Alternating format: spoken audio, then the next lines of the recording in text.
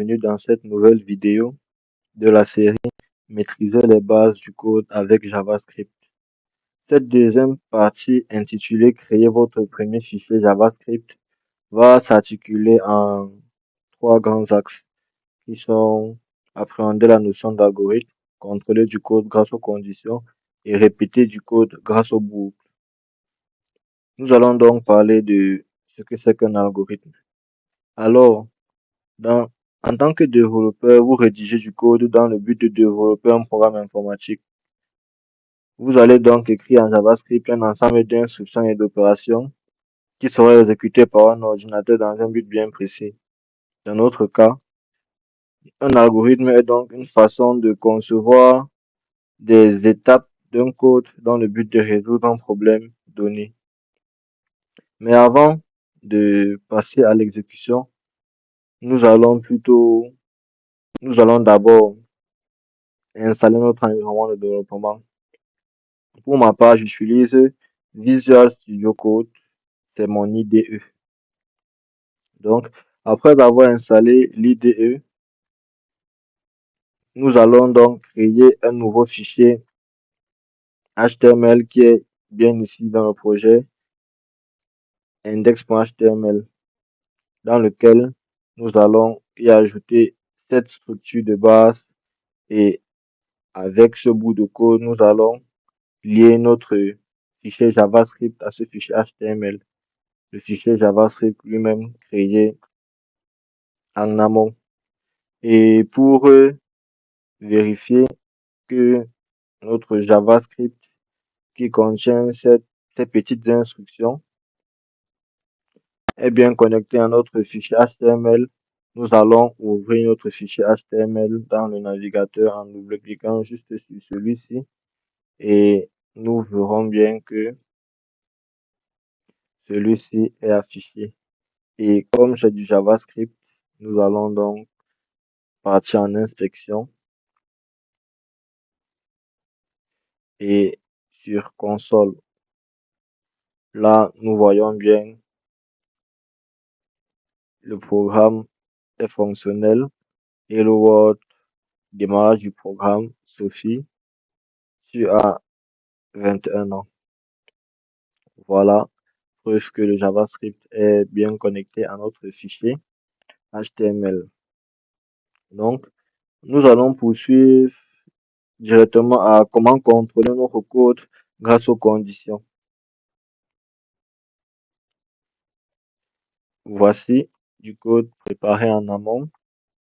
Donc, comme spécifié dans la précédente vidéo, nous allons demander à l'utilisateur d'entrer une taille et grâce à notre condition sinon, nous allons pouvoir dire tu es grande ou bien dire tu es petite.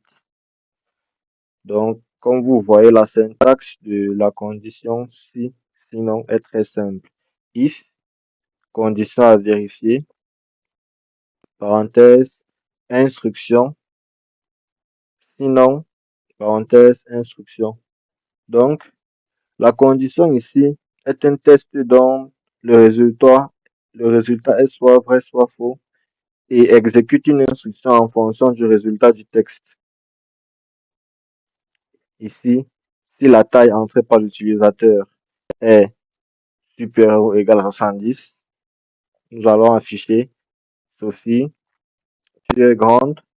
Or, si le résultat est inférieur à 70, nous allons afficher Sophie, tu es petite de taille.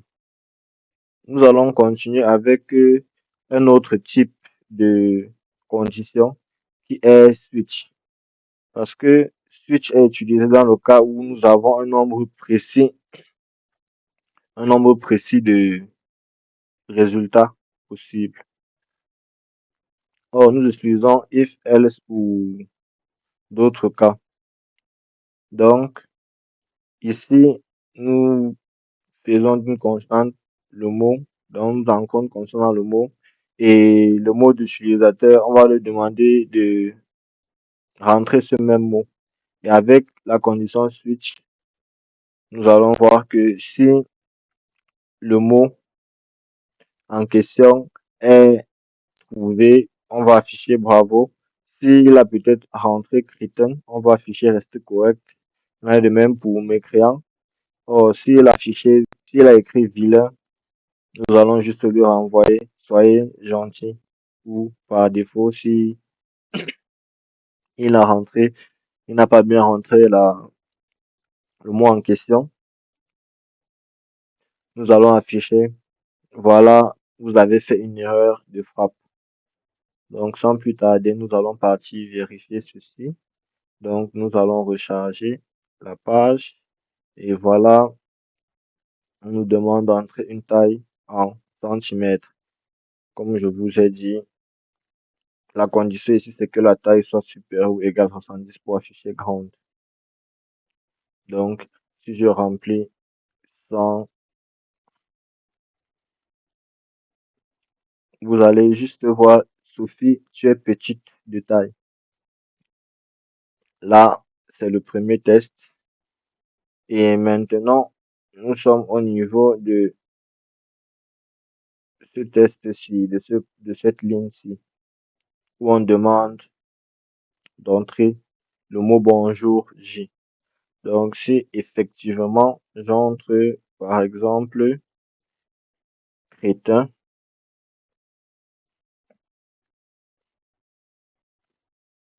on va me dire rester correct.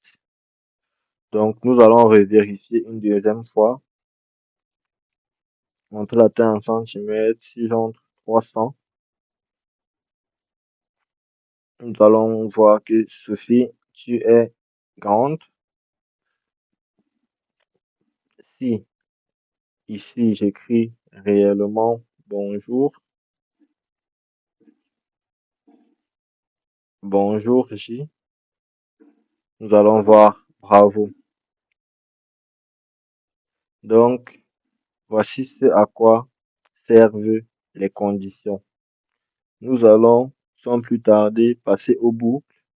Donc, les boucles sont des structures conditionnelles qui permettent de répéter du code un certain nombre de fois jusqu'à ce que le test ne soit plus vrai. Donc, ici, nous avons une liste de mots tels que si on veut la parcourir mot par mot, nous allons taper ceci, les console log avec l'indice de chaque mot. Et si nous voulons passer par des boucles, nous allons utiliser la boucle for, car ici on initialise un nombre à 0 et on teste avec si i est inférieur à 3, on incrémente. Et tant que tout ceci est vrai, nous allons répéter cette instruction. Et nous avons aussi un autre type de boucle for, une autre utilisation de la boucle for qui est le décompte. Donc ici, on initialise 5 i à 5 et on met un test tel que si i est supérieur ou égal à 1, on continue la boucle et à chaque fois on décrémente i. Ici nous allons voir donc 5, 4, ainsi de suite. Et nous avons aussi un autre type de boucle qui sont les boucles while, les boucles tant que en français. Donc ici, à l'extérieur de la boucle, on initialise i et à l'intérieur de la boucle, on exécute cette instruction de code-ci tant que ce test est vrai. Donc, tant que i est inférieur à 10, on va exécuter ce bout de code. Donc, on affiche i et on incrémente à chaque fois. Si on n'incrémente pas à chaque fois, nous allons tomber dans une boucle infinie puisque il ne va jamais atteindre 10 s'il n'est pas incrémenté d'une façon ou d'une autre.